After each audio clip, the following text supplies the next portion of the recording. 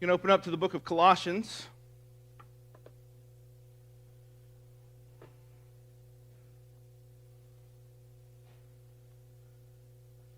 Colossians chapter 3 is where we're going to spend our time this morning. Second week in our series that is a little bit different type of series for us. Not working our way through a book of the Bible right now, but instead we are kind of considering what it looks like to follow Jesus, basically. The series is ExtraOrdinary, an invitation to the ordinary ways of Jesus, which I realize is terrible marketing, but I'm convinced is the biblical and most effective strategy for actually being formed like Christ. It's just ordinary, everyday things that we do. I've been doing some research lately, trying to make some changes, and it's first of the year, all that kind of stuff, and I've been trying to make some changes to my personal routine and some things in my life. Some things have become clear to me that are not really working the way that I want them to in my life, and I need to make some changes. This was actually the focus of our men's ministry steak dinner that we had last Sunday night, which was great. Which, by the way, guys, you're supposed to be bringing me something. Hopefully, you brought that today. If not, then you'll need to get that to me. But this was the focus of our dinner last Sunday, and we asked the question: if nothing changed in your life at all, would you be happy with where you were this time next year? Or if nothing changed at all, would you be happy with where you are this time 5 years from now? Will you be happy with your life if nothing changed? Can you see the future that you have and say, that's where I want to go? And if the answer is no, then how are we going to make some changes and how are we going to fix that? My answer was a resounding no. I need to make some changes on several levels. And so then the question becomes, all right, well, then what do I do? What should I do about it? And so I started kind of gaming out some things, reverse engineering my life just a little bit. And I've done some research and read some things about what it means to make changes in your life and how do you get those things to stick, and what are some of the single biggest determining factors in whether or not you stick to some proposed change in your life. And so I was asking that question, like, if I want to make a change in my life, I want to go in a different direction. Maybe you guys have been working through this. It is January, and you kind of thought through this and said, all right, well, this needs to happen or that needs to happen. Or maybe you just got this kind of general sense of like, I don't love where I am right now. And so you're starting to think, all right, what has to change? And so this was the question was, what is the biggest factor in getting me to make a change that sticks? And I wonder, what would you think is the most important thing? I think most of us instinctively, at least this is my first thought, is that the most important factor in whether or not we actually change is motivation. Are we motivated to change? Do we really want to change? The more motivated we are, the more likely we are to stick to our goals. After all, isn't motivation the coal that fires the engine? Isn't that what makes the engine burn hot? Oddly enough, study after study after study has shown that one's perceived level of motivation is almost entirely irrelevant to whether or not someone actually sticks with a goal to change. Does that strike you as odd?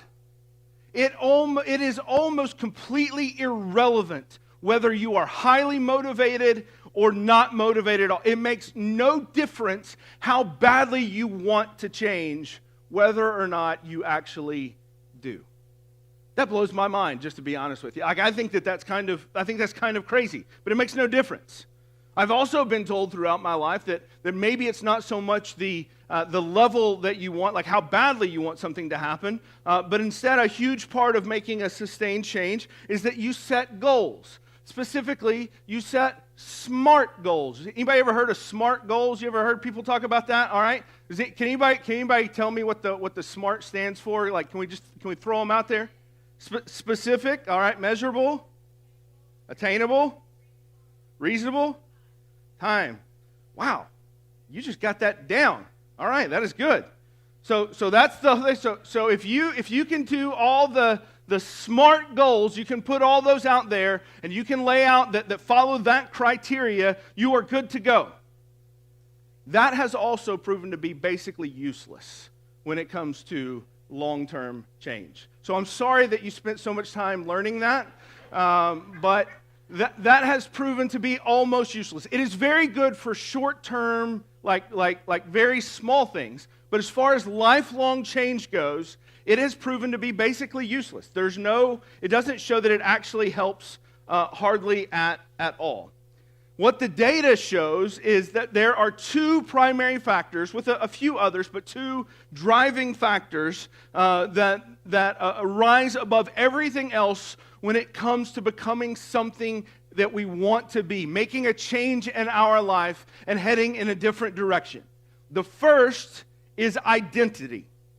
Who do we believe we are at the core of ourselves? Am I the kind of person that does this kind of change that I'm trying to make? That is the question. Am I the kind of person that makes that change?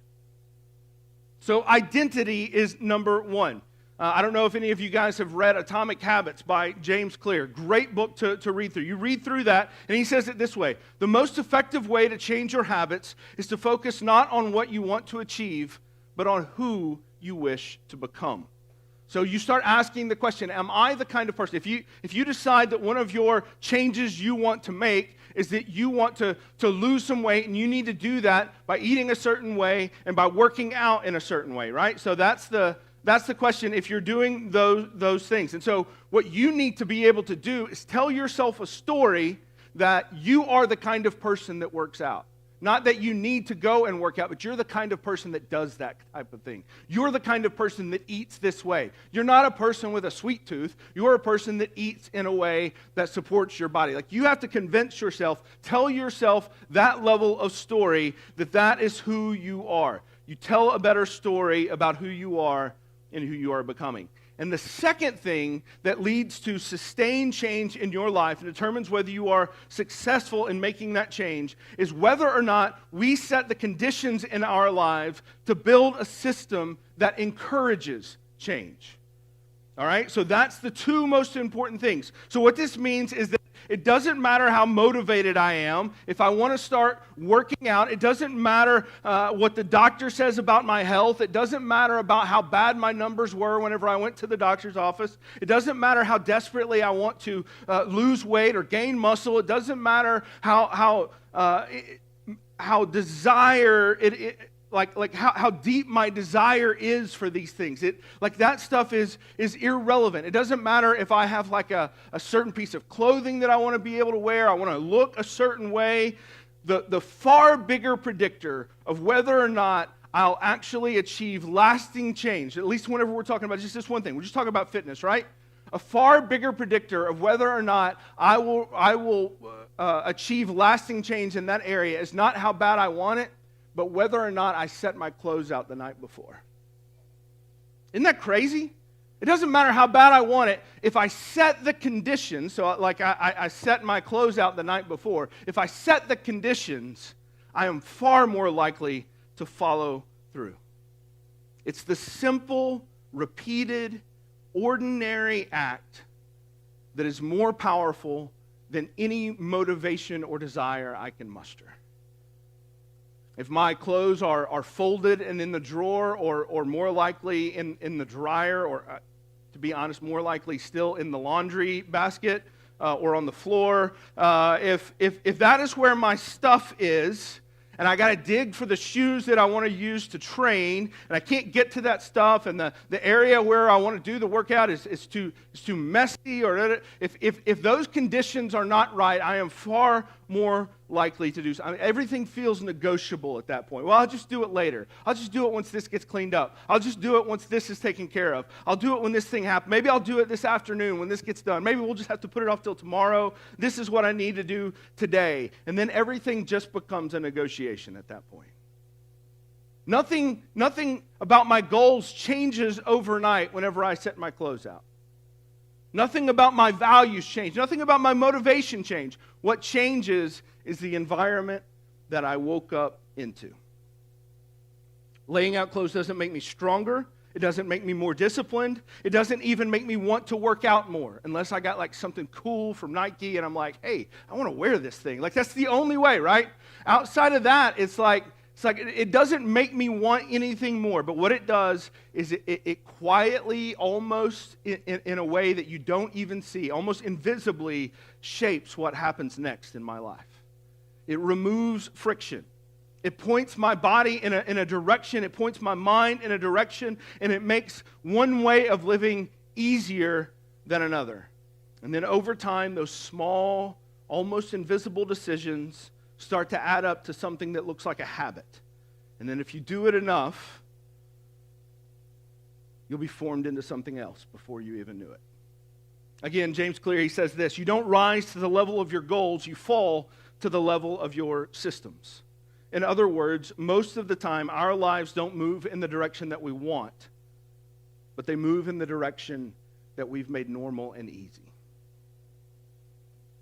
I read that a couple of months ago, and I was kind of chewing on that, and I sat with that for a while, and I thought about that as it relates to my own kind of physical journey in life, but I also started thinking about what that means for me in my spiritual walk, and what that means for me and who I want to, the type of person that I want to become, and I got a little hung up on this idea of sitting out workout clothing and thinking like, all right, what would be the equivalent of that in like my spiritual walk? What would be the equivalent way to do that? And I wondered if there was anywhere where the Bible kind of talked about this idea, and I found some places where it kind of echoed this a little bit, and especially observations from number one, what our identity is, but also two, systems that are repeatable and create habits.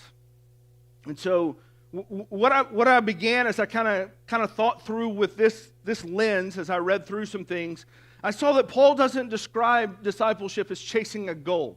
He almost never talks about discipleship as though it is something out there to be attained one of these days. He describes it as learning a life. That is how he talks about discipleship, as stepping into a new identity and then slowly and perfectly learning how to live in alignment with that identity. This is what he's doing in Colossians 3. I'm going to read from Colossians 3. I'm going to read a pretty big chunk here, and then what we're going to do is we're going to read through this, and then I'm going to come back throughout the rest of the message here and kind of highlight a couple of things in this passage here. So Colossians chapter 3, verse 1. If then you have been raised with Christ, seek the things that are above, where Christ is, seated at the right hand of God. Set your minds on the things that are above, not on things that are on earth. For you have died, and your life is hidden with Christ in God. When Christ, who is your life, appears, then you also will appear with him in glory. Put to death, therefore, what is earthly in you: sexual immorality, impurity, passion, evil desire, and covetousness, which is idolatry. On account of these, the wrath of God is coming. In these you too once walked when you were living in them. But now you must put them all away: anger, wrath, malice, slander, and obscene talk from your mouth. Do not lie to one another, seeing that you have put off the old self with its practices, and have put on the new self, which is being renewed in knowledge after the image of its creator. Here there is no Greek or Jew, circumcised or uncircumcised, barbarian, Scythian, slave or free, but Christ is all and in all. Verse 12, put on then, as God's chosen ones, holy and beloved, compassionate hearts, kindness, humility, meekness, and patience, bearing with one another, and if one has complaint against another, forgiving each other, as the Lord has forgiven you, so you also must forgive. And above all those, put on love, which binds everything together in perfect harmony, and let the peace of Christ rule in your hearts, to which indeed you were called in one body, and be thankful. Let the word of Christ dwell in you richly, teaching and admonishing one another in all wisdom, singing psalms and hymns and spiritual songs with thankfulness in your hearts to God. And whatever you do, in word or deed, do everything in the name of the Lord Jesus, giving thanks to God the Father through him. Now, we're inclined to read that as a list of do's and don'ts. I don't know what it is about human nature. I don't know what it is about our Christian culture. I don't know exactly why that is, but for most of us, when we read through this, it's do this and don't do this. And so we create a list. And then we say, do these things, don't do these things. And if you do that, then God will love you. That's how we read that. It just like instinctively, that's our most usual way that we do these things. And like if you do this, it's a list of things that are approved and not approved. This is the reputation Christianity has, and frankly, it's a well-earned reputation because this is the Christianity that many of us have learned. But if you read that text carefully, you will notice that Paul follows a very clear order, and it completely removes the do and don't dynamic, at least as the primary thing that is happening here. These are not smart goals that Paul is giving. These are identity-driven actions. So he starts by saying something definitive. He says, you have died, and your life is hidden with Christ in God. And even more than that, he says, you have been raised with him. That's how he begins this whole passage. So he doesn't start by saying, go do this and don't do this. He starts at the very beginning by saying, if then you have been raised.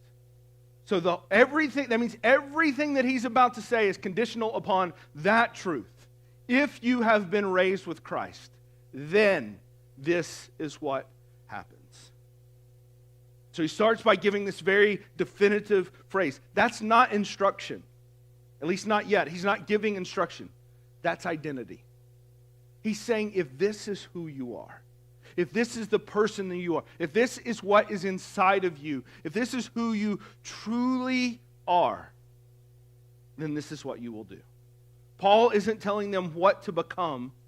He's telling them what is already true about them because of Christ. If you were here last week, this should sound familiar to you. A truth about you now that produces action later. It's the same format. Identity drives action. This is how this is always presented in Scripture. Who you are or some fact of what has been done is what drives your actions in the future. And only after laying out that foundational groundwork, only after setting forward the identity, does he kind of move to the language that often kind of makes us either uncomfortable, or if you're a good type A lister, you're like, okay, this is home. This is good for me. Give me my list and let me check these things off because I am good. And it's going to push and poke us a little bit. He starts saying, put to death, put this off, put this on. He starts doing these things, but none of that comes until after he has established who we are. So he's not saying, put this stuff off so that you can now belong to Christ. He is saying, because you belong to Christ, you must now learn how to live differently. This isn't harsh command language that Paul is giving. It's apprenticeship language. It's training language. The Christian life for Paul is not one of an instant transformation where everything is done. It is one where there is an instant transformation followed by a learning process rooted in our identity. It's learning, it's practice. It's trying on a new way of living rooted in that identity until over time it starts to feel less foreign and we begin to look a little bit more like that identity says we truly are. This is where this workout clothes illustrations, it helps us. Laying out the clothes the night before doesn't make me a runner or a fitness guru. I don't become that simply because I lay out some clothes. But it does align my environment with the kind of person that I want to become. And it makes one response more likely than another. It supports an identity rather than forcing an outcome. This is how this works. Paul is describing something very similar spiritually. This whole put off and put on language that he has here is not this to-do list. It's shaping patterns and practices. It's giving us things to do, not because those are evidence of who we are, but because those are the things that shape us and form us. And the goal is that those things become the defaults in our lives, and that is simply how we live out our life. It shows that we are learning how to live as the people we already are. Discipleship, in other words, is not about earning a life. It's about learning a life. And so when Paul says put off and put on, this is not moral advice. He's describing what it looks like to slowly learn how to live in alignment with a life that has already been given to us. This is, if you've ever seen the Lion King, I've used this analogy before. You ever seen the Lion King? When Mufasa comes and visits Simba, he tells Simba, you have not yet become who you are. You are a king, but you're living out here and you're eating bugs and you're living in a way that is different with who your identity is. Simba, step into your identity. This is the same thing. Paul is saying you've not yet become who you are as a child of God, as someone who has died with Christ, who has been risen with Christ. You've not yet become that. So here are the daily practices. Here's the things that you need to do that will form you into who you truly are.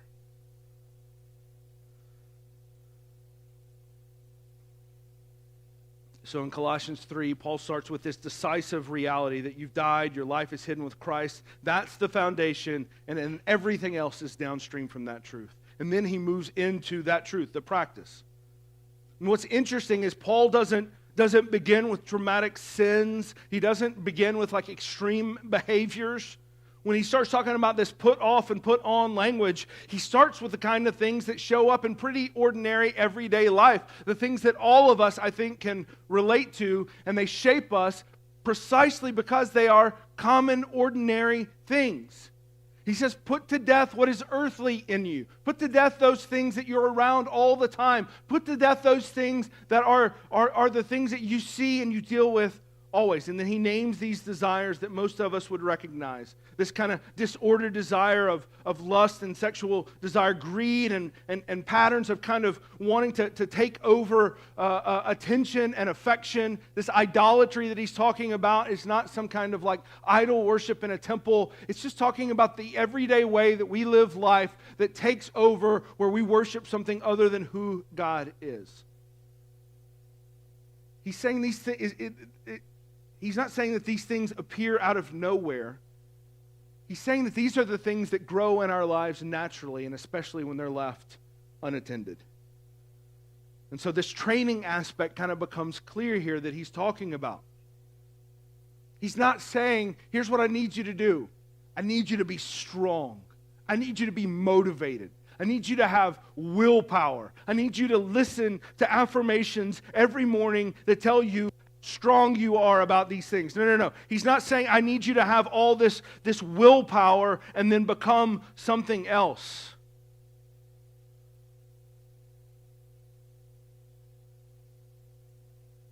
He's asking us to stop rehearsing the patterns in our life that no longer fit who we truly are on the inside. He's trying to help us notice that what we repeatedly give ourselves to will eventually shape who we become and what we love. Again, James Clear in Atomic Habits says it this way: you become what you repeat. That's a good one to take home with you. You become what you repeat. And then Paul moves to a second layer. And then this one even hits a little bit closer to home, because these are the things that we like to say that we're not, but we know that we probably are. And he talks about anger and wrath and malice and slander and speech that tears others down and deceives people. Not spectacular failures. These are relational habits between people. These are the kind of things that come out of us whenever we're tired or where we're irritated or where we're pressed in on life or when we become desperate and when we're operating then out of a different identity that is not true with who we are. And Paul is saying if you want to learn the life of Christ, you have to pay attention to the habits that shape your reactions long before you spiritually feel ready for those things. Lay out your spiritual clothing, as it were. Put off and put on. And then Paul turns the corner. He doesn't just tell them what to put off, what to remove. He tells them what to put on. Compassion, kindness, humility, meekness, patience. This should sound familiar to the list in Galatians of the fruit of the Spirit. Put on these things: compassion, kindness, humility, meekness, patience. Bear with one another. Forgive as the Lord has forgiven you. And again, it's easy to hear this as a list of virtues that you're supposed to achieve. But Paul isn't describing personality traits. He's describing spiritual practices. These are a way of responding to a new way of life that has been learned. Sadly, you don't wake up patient. I wish I did.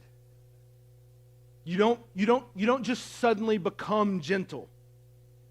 You don't naturally want to forgive someone that has wronged you. Our natural instinct is eye for eye, tooth for tooth. We want our revenge. We want our justice. Forgiveness seems to run against all of those things. We don't naturally want almost anything that is labeled here. You learn these things by practicing them in moments where they don't come naturally. And that's why Paul says, put on then as God's chosen ones. If you read through this Colossians passage, just these 17 verses, this is a good little thing for you to do in your discipleship groups this week. Count how many times Paul ties back the actions that he prescribes to the identity of who we are. It happens over and over and over again. Put on then as God's chosen ones. And he grounds that practice in identity. This is not about becoming worthy. It's about learning how to live as someone who already belongs. And then notice where Paul lands this section. He doesn't end with a feeling. He ends with a posture. Let the peace of Christ rule in your hearts, and let the word of Christ dwell in you richly. Paul is describing an inner environment that has been shaped over time by Christ, who has set up residence in your heart. That systems language, that's the number two and the most important thing. That's systems language, that's formation language. That is ordinary discipleship. What Paul is describing isn't new. He's giving pastoral language and application points for us to something that Jesus used to talk about all the time. When Jesus invited people to follow him, he didn't say, admire me or agree with me. He said, take my yoke upon you and learn from me. And that yoke is something that you wear. It's something that you put on. And then when you put it on, it then shapes how you move. And he says his yoke is easy and his burden is light, but it is still a call for us to put on something that will determine our steps thereafter. Learn from him. So Paul's put on Christ is really just another way of saying the same thing. Learn to live your life in the way of Jesus. In John 15, he uses some different language, but it's the same reality. He tells his disciples, abide in me and I in you. Abide in me. I want you to think about that idea of abiding. That almost feels passive. Like it doesn't feel like if you're gonna give a pep talk full of a bunch of people who are gonna try to lose weight at the beginning of the year, right? You're in a room and you're giving a pep talk. Are you going to tell you what, you just need to like abide and chill? That's not what you say. You say, let's go, let's get after it. This is time. It's time to go. It's time to move. It's time to do all the things. That's not what Jesus says. To abide doesn't mean to achieve or prove anything. It simply means to stay with him. Jesus assumes that fruit comes not from the depth of our effort or its intensity, but from sustained connection to the branch over time. Branches don't strain to produce fruit. They remain connected to the vine, and then they let their natural identity do the work. In the same way, discipleship is less about forcing change in our life and more about learning how to stay with Jesus long enough for him to shape that life. And here's why I think this is so important for us. Most of us, I think, Because we see people that have lived this way. We see people who have spent their life with Jesus. And we see how radically different they are than us. And we think the only way that I can be like them is if something radically different happens in my life. Because they are radically different, something big has to happen. We assume spiritual growth should feel obvious and momentous. We expect it to show up as this dramatic change in desire or emotion. Like if we're thinking about what practices would look like, this whole put on language that Paul uses here, then in order to grow, we need to really feel it, right? Like we have to really feel it, because that's what a real disciple would do. They would really feel like doing it. And if we feel it deep enough, that will mean that we are really disciples. And so when we're looking at our Bible, it's sitting on our counter, or sitting in our car floorboard, or sitting on our end table, and it's Thursday afternoon, and that's the same place that you took it home and sat at on Sunday right after church, and you're thinking, I should probably read that, but I don't feel like it. And if I felt like it, then I would be like a real disciple. And so we say that the feeling should come first, and we're looking at the Bible over here, and we're looking at our social media feed over here, and we're like, dopamine hit here, even if I hate what I read here, it's more immediate, it's quicker, injected in my veins. This is slower. This doesn't have that kick. And so that stays over there. And what we feel like doing is scrolling our feed, because if we were good disciples, we would feel like reading the Bible. But that's just not how that works.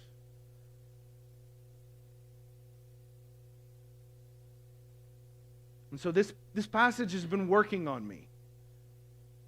Because for so long, I think that's how I work, is like I move towards Christ when I feel like it. But Paul isn't really asking theoretical questions here. He's not really talking about the Christian life that we admire from a distance. He's talking about the kind of life that we wake up into tomorrow morning. And he says, you've died. Your life is hidden with Christ in God. If you've been raised with Christ, you see, those things are true whether I feel it or not. The question isn't whether we feel it. The question is whether the patterns in my life are helping me to learn a reality that is already true, or whether the patterns in my life are working against this identity. And that's where this put on language stops being abstract to me, because I know how this works in my own life. If I want to exercise, I can say all the right things about discipline and intention. I can buy half of Amazon with all the gadgets that I need in order to get me set up and ready to go and do this next thing. Like I can do all of those things. I can talk about discipline. I can listen to I've got an app on my phone. It's called Pep Talk. I don't know if you all have ever seen this or not. I like it. I think part just because I like public speaking, and but it's all about like getting you fired up and motivation and getting you charged up. And that is like so good when I'm listening to it in my car, going somewhere. And then I get out of my car and I'm like, oh yeah, no, that's not who I am. Like that's not. I'm going upstairs now to sit on the couch, right? Like I'm fired up when it doesn't matter. It doesn't actually get me anywhere. And so it doesn't matter how motivated I am. It doesn't matter how many things I buy to set me up. It doesn't matter how much I convince myself to be disciplined or all my intentions. If I don't lay out my clothes the night before, I'm probably not going. It's really that simple. And over time, I've also learned the opposite is true. When I arrange my life in small ways, where I build my environment to remove that kind of friction, whenever I set up my life to pursue something, I have a much better shot of not arguing with myself and simply doing what it is that I need to do.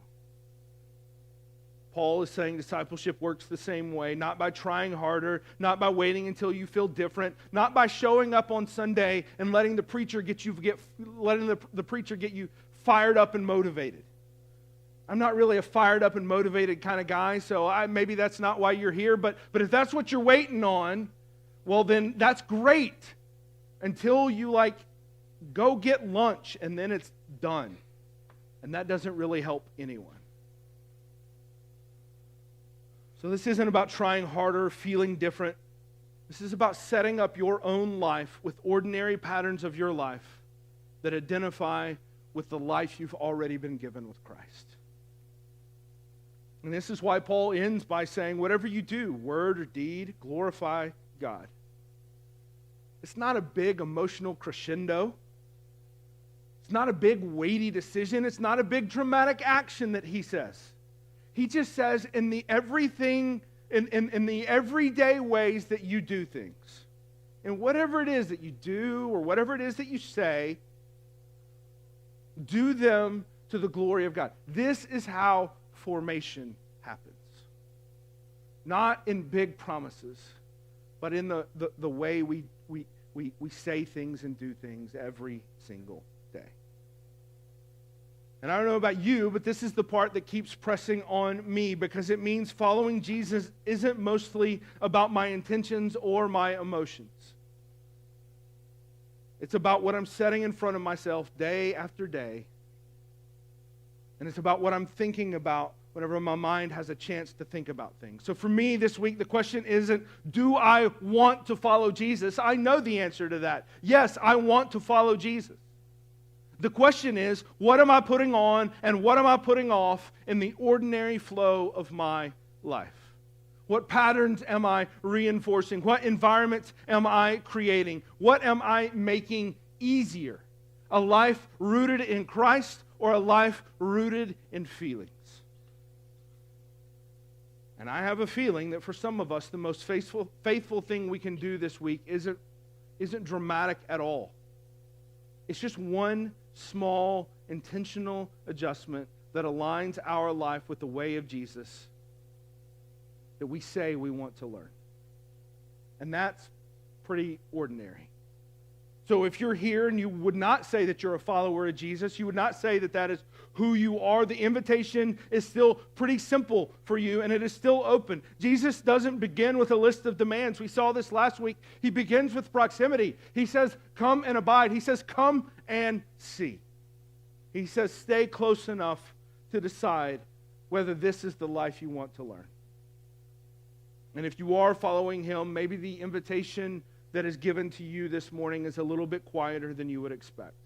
Not to overhaul your life, not to prove anything to anyone, just to arrange one ordinary part of your life in a way that makes following Jesus a little more likely tomorrow than it was yesterday.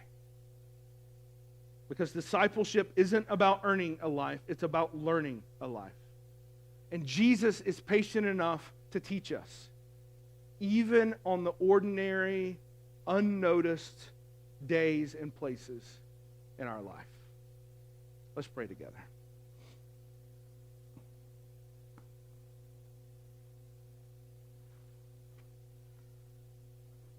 Father, it is my prayer that the people in this room want to look and live and reflect the goodness of you better.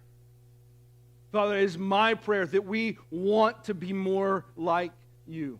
Father, it is my prayer that we want to be holy as you are holy. And Father, it is also my prayer that we would not pursue that only when we feel it.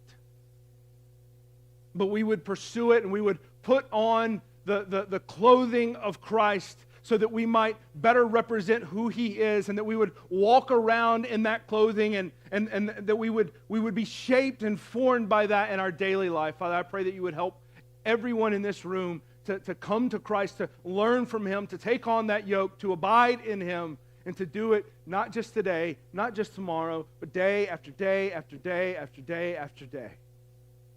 And then see that if at some point we don't look up and think, oh man, there has been a drastic change in me. Not because I was super motivated, but because, God, you were super faithful. Father, teach us to order our days and our lives and our moments around you. And then be shaped and formed by that. It's in Christ's name we pray. Amen.